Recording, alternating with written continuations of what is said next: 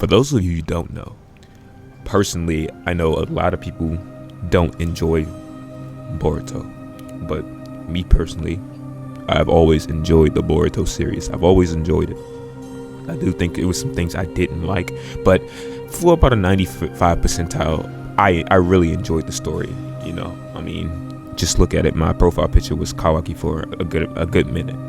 So with the most recent things, I think it's important to understand that the new avenue that it took with this is, I really like it, because we have to remember, for the last 5-6 years, we didn't really know where the story was going because it was kind of slow.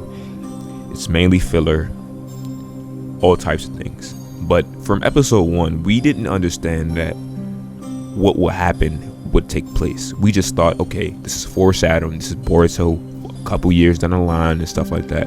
But it's starting to make sense now, because if we go to episode 1 and we see what happened, and we notice Boruto's the one not animating, but he's the one that's narrating the story, and we just think, okay, it's just Boruto narrating the story, until we see the most recent leaked manga panels. The reason Boruto is narrating the story is because outside so far of Sarada, Kawaki, Ida, and Boruto, nobody else fucking remembers the truth of how everything went down. So it would make sense why he's narrating the story. Nobody else remembers. This is like you running, like, imagine, right?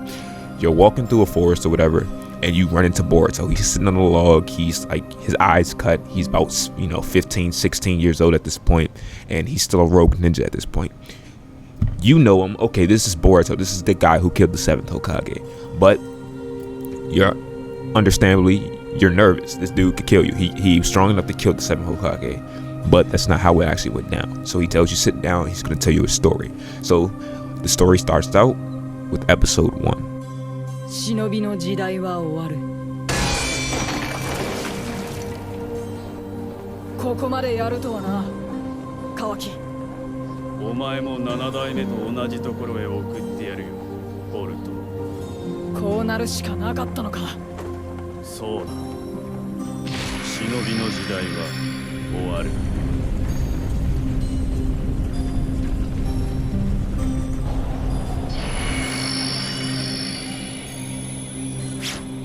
俺は忍びだ。And of course, at first glance, you don't necessarily believe him. But I like this because this is what's going to develop Boruto's character. Yes, he did get some character development from when we first see him to the Kagura arc to now, but this is true character development because he's eventually going to, like, the thought of having everything you care about taken away from you, all the people you care about taken away from you, that is going to really affect a person. And we know Boruto is just like Naruto. No matter how much he tries to deflect and play it cool, or I'm not like that old man and stuff like that, he's really both a spitting image, and his personality is just like him. He's just not an outcast. He's essentially what Naruto would have been. Naruto would have been loved by everybody. Had his dad not died, people would have definitely known, okay, this is Minato's son. We're not going to treat him like shit. People don't treat Boruto like shit for the most part. Except the people that actually hate the anime. But in all seriousness, this is the development he needs, because he's essentially going to walk down a similar road that Sasuke has walked, Itachi has walked, and Naruto has walked. 3 of the most loved characters in the entire series. He's going to have to live the rogue life of a ninja, the harsh life of a ninja, constantly being hunted, constantly being feared upon, constantly being chased, constantly people trying to kill him and stuff like that. This is stuff that Itachi had to deal with. If you haven't read the Akatsuki novels, you won't really understand that too much. But we know life as a rogue ninja is not easy. There's pretty much nowhere in any like world where there is a real ninja system that you can live a comfortable life. So he has to try and get his life back, and he's going to have to probably, in all seriousness, kill some characters, kill some of his own friends, because from everybody else's perspective, he's, for all purposes, the villain. Like, their memories have been swapped, so he's basically Kawaki, and he killed Naruto and everything. So he's gonna have to try and clear his name, and clearing his name goes above just normal means. Clearing his name is going to involve some divine power, maybe his eye or whatever, but you can't just, he's not going to be able to just show a picture and be like, hey, this is my dad and stuff, and your memories have, that's really not what's going, because at this point it's a kill on sight order.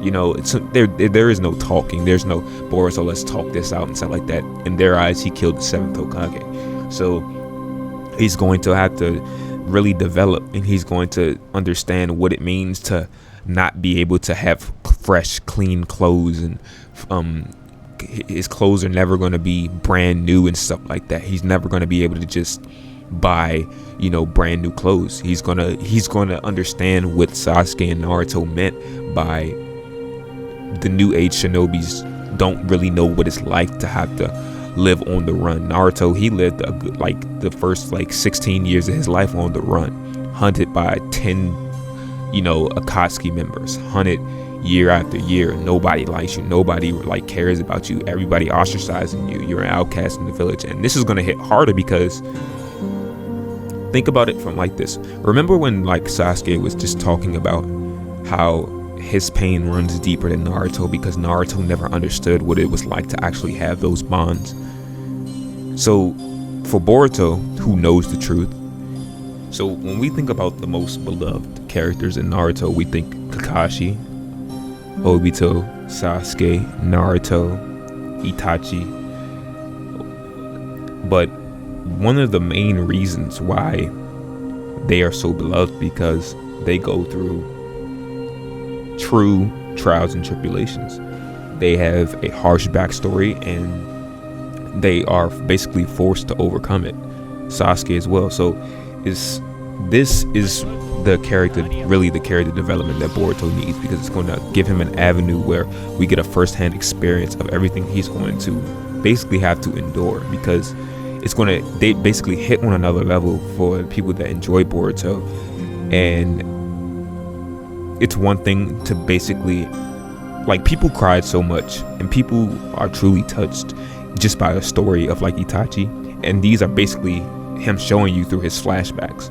But to get a real time account of the things that Naruto went through, and a real time account of the things that Boruto is about to start going through, it's going to really bring his character into its fullness, and he's going to really be able to relate and get an understanding of what everybody of the old generation basically, and even Kawaki, talk about when they say how fortunate Boruto is, because the new generation doesn't really understand what they mean. And it's not their fault, it's the times that they live in. They don't understand war, or what it's like to lose the people that you care about, or what it's like to be forced to flee from the village in the namesake of upholding the name of the village. All types of things that they won't necessarily, that he's really going to start to understand. And I really believe this is a great opportunity for them to develop his character, to do some pretty, and make, like Itachi said, shinobi, you know, in episode 1, Boruto said he's still a shinobi, and the one thing that Itachi always said was, if you want to be a shinobi, you have to understand that shinobi have to be forced to make very tough decisions. I can also see Boruto being trained by Kashin Koji, because technically Kashin Koji didn't even die. He, in my presumption, just escaped to Mount Miyaboko when he reverse summoned himself with a toad before being killed by Jigen. So for all intents and purposes, in the manga panel, he was we saw the whole planet Earth was affected by it. Mount Miyaboku, I don't think that's necessarily on Earth. It's in a different plane. So Boruto potentially being trained by Kashin Koji, I can see a setup for that. He's going to truly understand what it's like to have those bonds and to have them be cut off because he knows the truth. He knows he's the real son of the 7th Hokage. He knows his dad isn't Kawaki's in reality. He knows he didn't hurt his dad like everyone else is saying. But that's going to really, I think, affect him in a negative way, and it's going to be something that he's going to have to get over and he's going to have to put that to the side if he fights his friends, because they don't understand that, and they're not going to care. So he's going to have to really develop and become a true shinobi. He's going to have to really find his resolve in order to keep pushing forward, because we still got to remember, this dude is like, he kind of right now isn't really cut from the same cloth that Kawaki is. He doesn't really understand like how dangerous and how like sad just a road of just being by yourself for an extended amount of time can really be, right? So being 12 years old, 13 years old, and being pretty much forced, like you're forced to leave your village. You're forced to. He's pretty much on par for great character development in my opinion, because he's in the same boat as Itachi. Itachi was 12 years old, 13 years old, forced to leave the village, branded an S-class rogue ninja. He killed the leader. He killed the Hokage. Itachi killed his entire clan and stuff. These are unspeakable, unthinkable acts, treason that the nation is going to put on your head. So he's bored. You got to think about it. You're a rogue ninja. You have ridiculous amounts of money on your head. So it's like, I think this is just what he needs. He needs to understand that once he begins to lose things and he's on his own, he's going to truly understand how lucky he was. He's going to understand what things are like for Kawaki. He's going to understand what it's like to constantly be chased and constantly being hunted down by people you don't even really know. And it's just like, and people you do know, Kawaki went through. And he's also going to get an understanding of what life was like before the 4th Great Ninja War. Being something like a Jinchuriki, where it's like you're constantly, imagine waking up every day, you're being hunted by different people you don't even know, running, trying to do whatever it is you can, and you have this power within you, especially if it was a tailed beast. But in Boruto's case, he has an Otsutsuki inside of him. So it's like, at any moment, if I lose consciousness, this quote unquote demon can take over, and it's not really too much I can do about it, because nobody's really going to be in a position where, why would they help me at that point? So it's like, I really like what they're doing. He's going to understand the things Kawaki went through. He's going to understand the things that he's going to understand what his dad has been telling him. I went through the same thing. Nobody trusts me. Nobody liked me. Nobody believed in me. Nobody encouraged me. Nobody had my back, except one person, which was basically Iruka. And of course, when Naruto's trying to explain that to him, and he's trying to explain why Kawaki, he wants Kawaki to come live in the same house with him. Boruto doesn't understand, but now he's going to get a first-hand account of why he did what he did and what it's like to truly be on the other side of balls in the other court. Essentially, he has to look out for himself.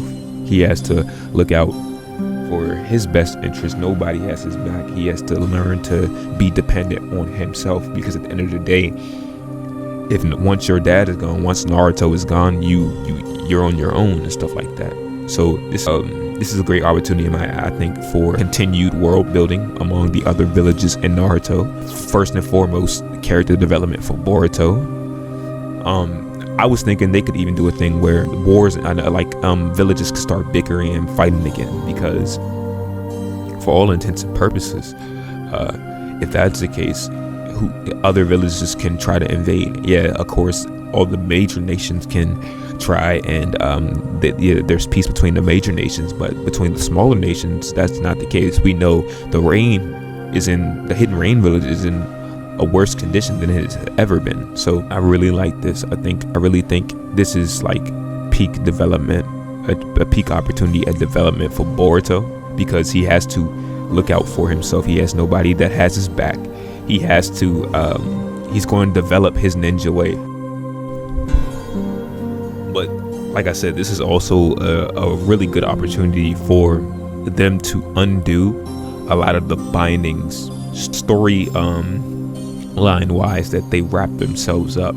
So with slightly altering most everybody's memories, they can also do a thing where, who's to say, you know, they don't blame another village, or another village takes responsibility for it, or, you know, all types of things. There's a lot of like different paths they can take, and they can also give original Naruto fans what they originally liked about Naruto, and just convert it into Boruto, and convert it into his way of life and his story. So it's pretty all I have. This is like kind of off the top of the head, so, you know, top of the head and stuff. I know I haven't really posted a video in a month, but I do plan on getting back to it. I do have a lot of projects with other creators coming out within the Naruto and Boruto community. But yeah, those are pretty much my thoughts, and I'll see y'all in the next video. Peace.